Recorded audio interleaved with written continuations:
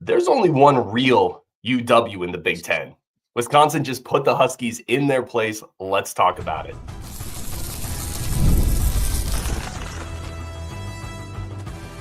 You are Locked On Badgers, your daily podcast on the Wisconsin Badgers. Part of the Locked On Podcast Network, your team every day.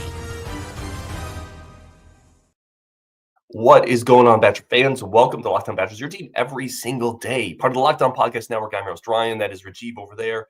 Appreciate everybody. Excuse me. Rajiv, I'm not feeling great. I may have you take over the lead on this, but appreciate everybody tuning in for this. This was the game we needed. We talked about it. Today's episode brought to you by FanDuel. Right now, new FanDuel customers get $150 if your $5 bonus bet wins. Wisconsin wins 88-62. Rajiv absolutely crushes Washington behind a dominant first half. Let's get into our good, our mid, and I don't really have an ugly, but let's get into our good and our mid here. Yeah, look, I mean, I think first of all, it's a bounce back game. Like we needed that exact thing. So kudos to the Badgers for bouncing back. Obviously, the Oregon game was very difficult. It was tough. It was a really bad end. And yeah, I mean, that's exactly what we needed. So the good is just that we came back with a vengeance. You saw the anger that this team had. You saw the aggression they were playing with. You saw like the tenacity they had. They out-rebounded the heck out of Washington. Now, they weren't really pushing a lot of guys to the offensive glass. That helped. But still, I mean, it was really a very complete professional performance. That's really what it seems like. We should have beat the crap out of UW. Sorry, the old UW or the new UW. We should have beat the crap out of Washington, and we did. We still didn't shoot that great, but that's okay. So the good is definitely doing that. And how can you talk about good without talking about John Blackwell? The first half, you know what? We look back to the game when after Greg Gard called out Stephen Crowell, and you saw the reaction that Stephen Crowell had after that game. Now, John Blackwell did get called out, but he certainly had a pretty poor performance, couple late turnovers, and look what he did. He came back and just said, all right, I'm going to get right. I think that loss that we had on Saturday against Oregon is going to really prove to be a stepping stone for this team, something that we can really learn from, we can really grow from. This was the start. This was the get right game. Very well done, Badgers.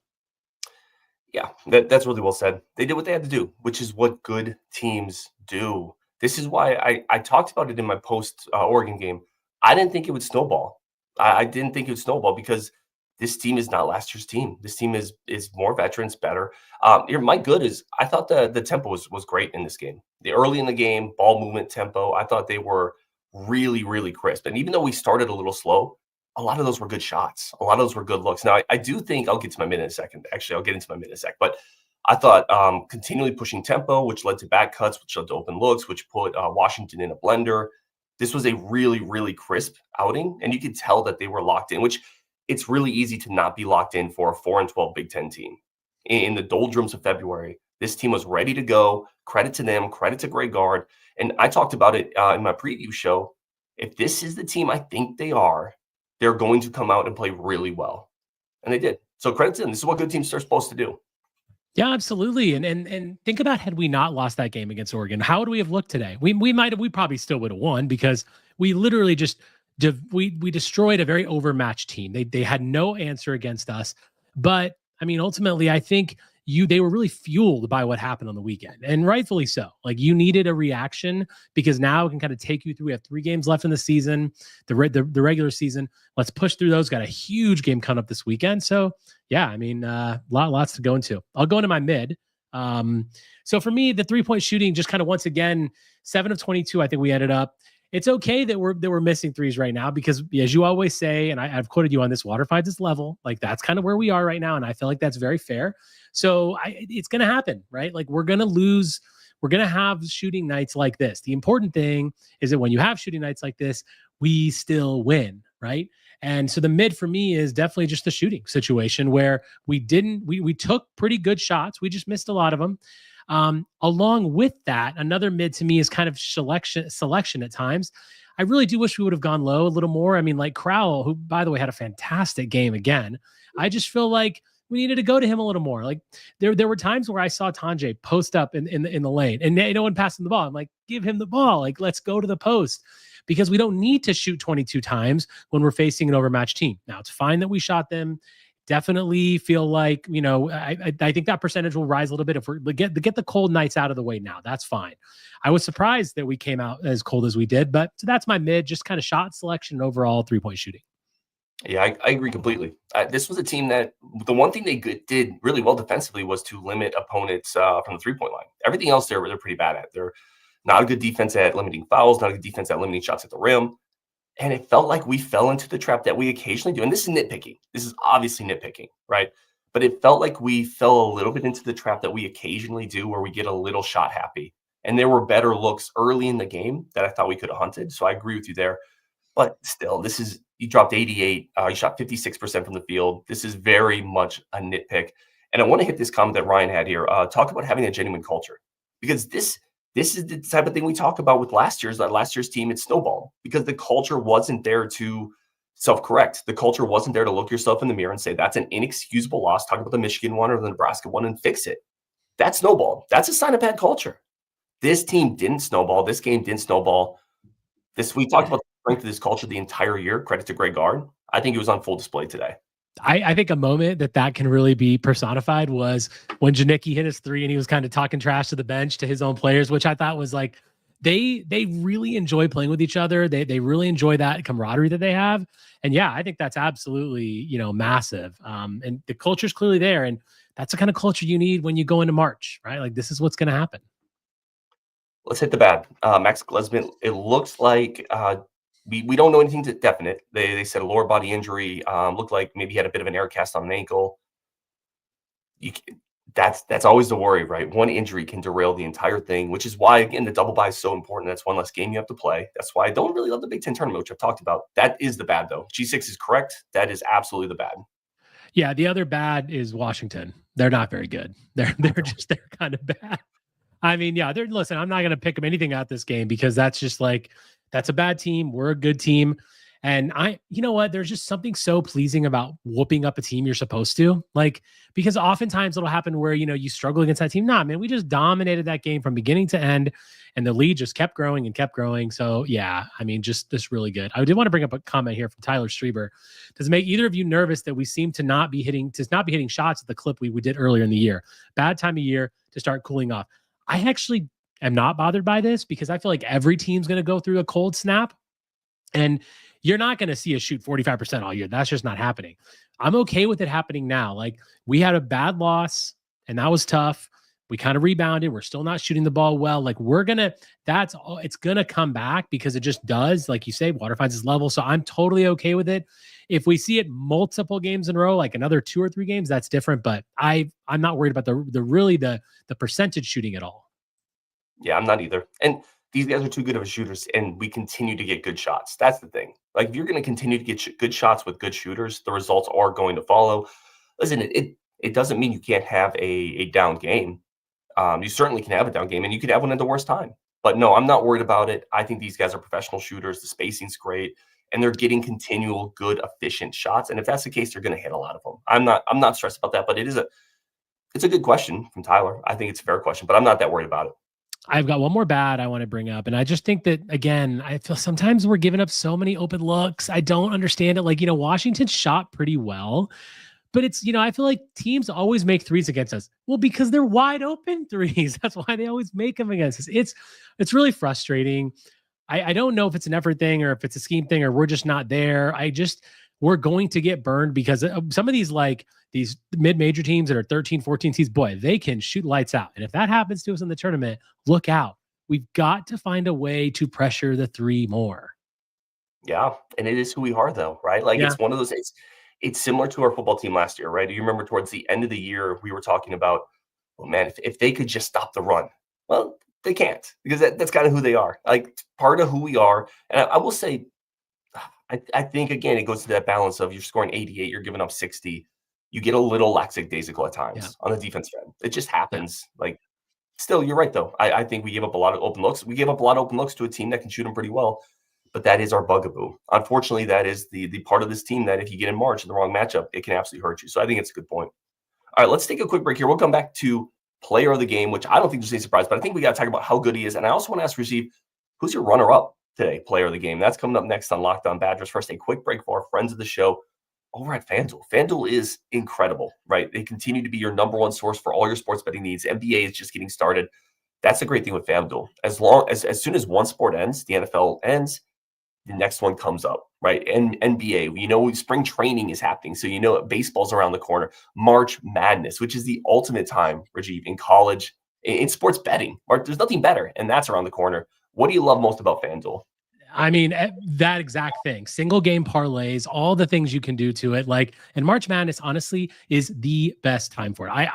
I started gambling on sports through March Madness. I've spread to other sports, but there's really no better time to do it. And FanDuel is absolutely the place to do it. Ryan, I'll let you save your voice a little bit. Right now, new FanDuel customers can get $150 in bonus bets if your first $5 bet wins. Just visit FanDuel.com to join today. That's FanDuel.com for your shot at $150 in bonus bets. Make every moment more with FanDuel, the official sports betting partner of the NBA. All right, let's talk player of the game. Clearly, this is Blackwell, but talk about what you saw today that you really like from Blackwell. Absolute aggression first and foremost. I love the fact that he just took it to the rim at times. He took over the game because, frankly, that's what we've been missing from Blackwell. He's played a little timid recently, and I'm not really sure where that's come from. He's obviously missed some shots. That will lower your confidence a little bit. But tonight, man, he just played. He played like a man who was getting questioned on probably how he was playing, questioned by maybe the coaches, certainly by the fans, certainly by everyone, just like, where's Blackwell? And he kind of said, I'm going to come in and take over today. And I appreciate the fact that he did it when Tanjay didn't have the greatest start to the game. I mean, no one else was hitting from three. He took control. Really like when he just puts the ball on the deck and gets aggressive and drives to the hoop. There were times that I wish Tanjay would have done that more tonight, but I love that. And look, he just hit shots. And when you hit your first couple shots, that's just going to happen. So that first three went down, and then all of a sudden you just saw him roll. But he's looked kind of tired lately. I made the comment that he's been shooting a little flat-footed, and tonight he didn't look like that at all. He looked like he was really engaged in the game. He was playing really hard, and I think that made a big difference, man. If that's the kind of Blackwell we see, we're gonna be so much more effective.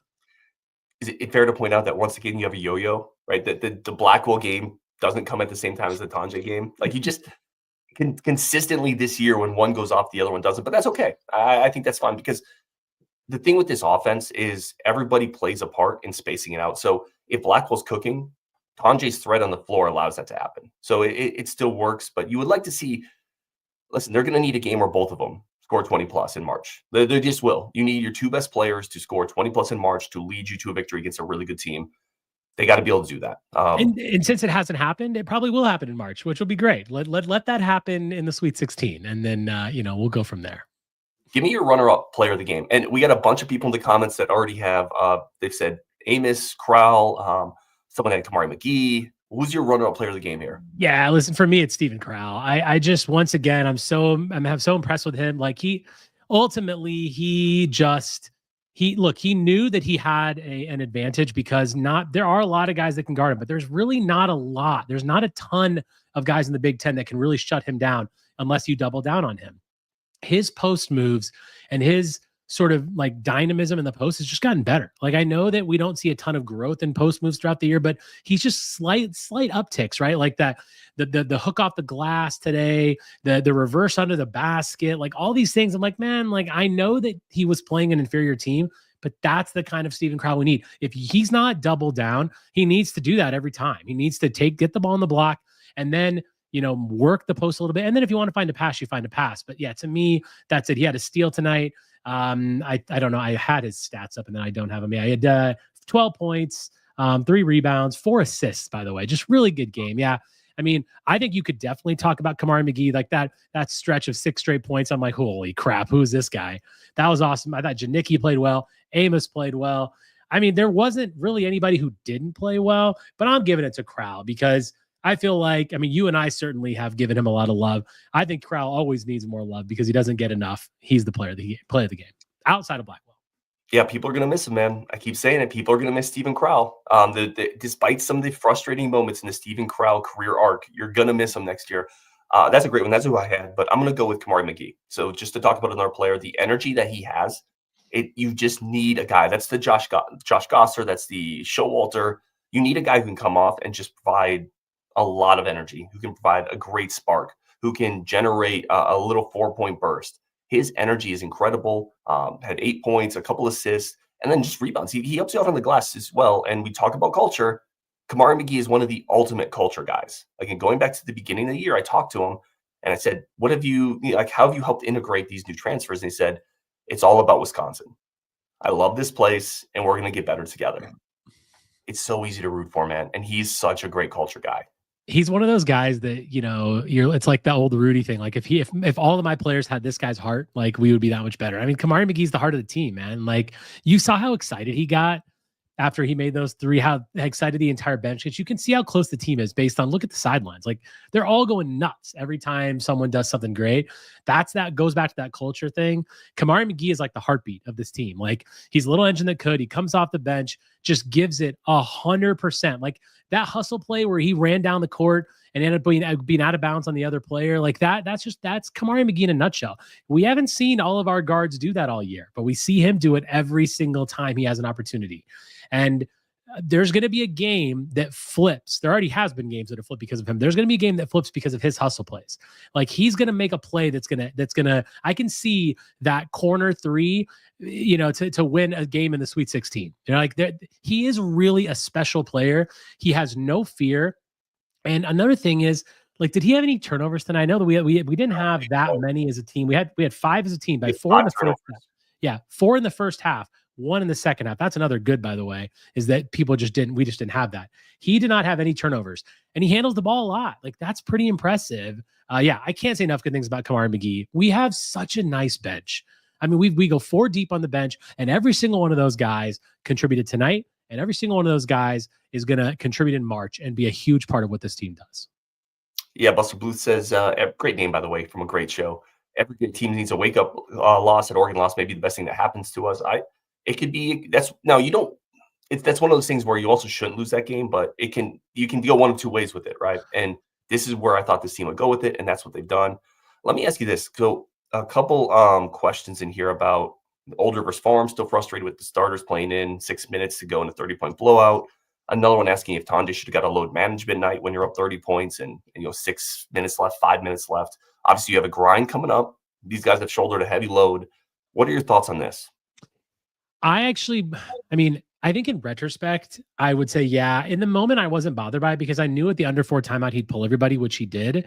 But yeah, like Tanjay did get beat up a little bit tonight. Like he, had a couple hard falls. He was wincing a couple times. And I don't know if guard can see all those things from his vantage point. We have the benefit of television, but yeah, I think in general, you definitely could have pulled Tanjay out for sure. But no, I'm not really bothered by that. I feel like people are in a rhythm, like under 4, you pull them out. I think they did that pretty much. So I wasn't too bothered by it. I hear it though. I'm not, if anyone has that opinion, I totally get it. And we were up by a lot, but this team also, like they play together, they're playing with confidence. I'm okay with letting it ride a little bit. Yep. And Jackie Scar said, no load management. You just lost to Oregon. It's a good point. Yeah. But yeah, I don't think the Oregon game necessarily plays a factor for me per se, but yeah, I mean, that's a totally fair comment. There was a comment that I had started that I wanted to bring up. I don't know what I might have not have started, but it was something about asking about like how we keep the fire lit under Crowell. I think the fire is lit under Crowell. I think that was my point with that. I just feel like I don't think the fire hasn't been lit under Stephen Crowell since he was called up by Greg Gard. Every single game he brings it. Now, does he shoot as much as we want him to every game? No, but I really can't go back and look at one performance. And I know that the end of the Oregon game was bad for literally the entire team, including Crowell, including everybody. But in general, I don't really feel like I can point to a game where I'm like, boy, he didn't show up. He shows up every game. And man, I'm telling you, he's gonna really matter come March. And it's gonna be great when another center who thinks that he's maybe soft and he can't back him down, he can't score. Yeah, he's going to own you in the post. If you don't double him, he's going to own you. And what an important game for him, this one, coming off that 6 turnover game against Oregon. But even in the Oregon game, it's not that he didn't play hard or he didn't show up. I thought his first half was pretty good, actually. His first half was great, yeah. Yeah, like he's playing hard consistently. That's not even that on my list of worries. That is so far down my list of worries that it's not even pinging on the radar. There's legit worries with this team. We've talked about him. That's not one of them. He's turned it around. He's flipped it around, and now there's a sample size of 15 games, Rajiv. Like, he's good. He's fine. All right, let's take one more quick break here. Come back with your thoughts, last comments, and maybe a quick look ahead to what is coming up next for the Badgers in a big, big moment that the Badgers got to be ready for. That's coming up next on Locked On Badgers. Always want to say thank you for tuning in to Locked On Badgers. If you're an everyday, appreciate you. Wherever you get this, if you're live with us, that's amazing. If you're catching the car, if you're catching it at work, podcast, YouTube, whatever it is, thank you as always. Rajiv, let's get a couple comments in here, but I want to start with anything else that you want to hit on. By the way, this is my Jordan flu game. I am powering through. I mean, hey, just like the Jordan flu game, you're doing great. Keep going, man. It's all good. Yeah, I think the when we touched on it a little bit, but the Max Klesman injury, let's hope that's really nothing. Because again, I know that you can't, like, it looked like he had an air cast on his ankle. I don't know what exactly the injury is. Lower body is technically what it is, but we can't have him go down. I'm hoping he doesn't. I know Janicki played well, but remember, we don't have a point guard in this team. We just got beaten up pretty bad late in the game against Oregon when they decided to press us because they know we don't have a point guard. And for me, Max Klesman plays the best at point guard. You know, like I want him handling the ball late. I want him to be the one that kind of be the floor general, and I want Blackwell to be more the two. So it will be very interesting to see what happens if he can even play against Michigan State, and what that means. Is it more McGee, which it should be? Obviously, it's going to be a mix of Janicki and McGee. That's definitely something that is dicey, and I'm really hoping it's nothing. Well, and Steve says McGee is so much better than Klesman. I think they're different players and both are pretty valuable. Is that the answer? Let's say Klesman's out for the Michigan State game or even a couple games. Do you start McGee? Do you start Gilmore? How do you handle? I think you start McGee. I don't even think that should be a question. And then the thing with this team, Rajiv, is they're so deep that you listen. We are not better without Klesman. Let me be super clear. But this team has the depth to absorb an injury, whereas past teams, you go back to when Chucky Hepburn was hurt, that Johnny Davis team, we had Isaac Lindsey coming in as the backup point guard on that team. This team does have the depth to absorb an injury for a short period of time. Now, looking, I liked Isaac Lindsey more than most, but you did. Nonetheless. Yeah, so definitely McGee, I think, should be the starter in that situation. But remember, we're 9 deep. Most teams in the Big Ten are 7 deep. Like some teams are 6 deep. Like we're 9 deep. We can afford to lose a guy. You're right. We don't want that, but we can because we can absorb it. McGee starts. Janicki gets a lot more minutes. You still have Gilmore coming in. And Amos coming in at the forward position, but you're okay with that. I think it's totally fine having those guys, and maybe we see a little more free tag a little bit. Who knows? Right? I mean, there may be there's other options, but I think we're totally fine playing an 8-man rotation if Klesman can't go. The most important thing is don't risk it. This is not the time to risk it. Like we got Michigan State. Yes, that's a tough game. Then we have 2 easier games at Minnesota and Penn State. Don't worry about it. If you have to rest the Big Ten tournament, that's fine too. Like get him healthy because we know what happened. Remember that Johnny Davis year? We weren't healthy going into the tournament and it showed, right? And we had a bad tournament showing, and had people been healthy, had Chucky been healthy, had Davis been healthy, we probably would have had a serious run there. So I'm all about protecting the health right now. Don't risk anything. We don't need the next few games. We've had a good season. Let's get to March. Yep. El Mills says the same thing. Klesman's not 100% for MSU. You sit him. We've got the depth. You said the same thing. I 100% agree. Don't. And Klesman's going to want to play. Like he's a veteran. He doesn't have a lot of shots left. It's super easy for me to say, don't play him. There's only a few games left in Klesman's career, but you can't risk it. You got to be smart down the stretch because this team can make a run, and you have to be careful with it. Let's talk about Amos for a little bit. A lot of people come up with Amos as maybe the second player of the game. Andrew Speed, I feel Amos was a little underappreciated in this game. He put the dagger in the game with his 3 ball. I do want to point out Amos is odd. Like he has that moment in the first half where they kick it to him. He's wide open on the wing, and he shoots every time he gets the ball. And he waits for the guy to close out and then drives into him. I was stunned. He didn't shoot that ball, but I thought he was really good today. This is one of the better Amos games. Yeah, I mean, certainly it was a better Amos shooting game. He was 3 of 4. I would like to see Amos do, and he had 2 rebounds, which is fine. I think the more Amos does in the other parts of the game, and rather than just I was most impressed by Amos. I think you were too when he's defending Dawson Garcia from Minnesota. That's the Amos that I want to see. I'm all for him shooting threes, and that's great. Yes, we'll definitely give him credit tonight. And he's the guy we're going to need as forward depth. But the more involved and the more aggressive he can get on the glass and in defense, that I think is really when the Amos that we want can really take off, because we know he can shoot the ball when he's in rhythm. But I just want him to do the other stuff. I wish I would have seen a little bit more on the stat line tonight, but even some things don't show up in the stats. He hustled, he played really hard. No complaints about Amos's performance tonight.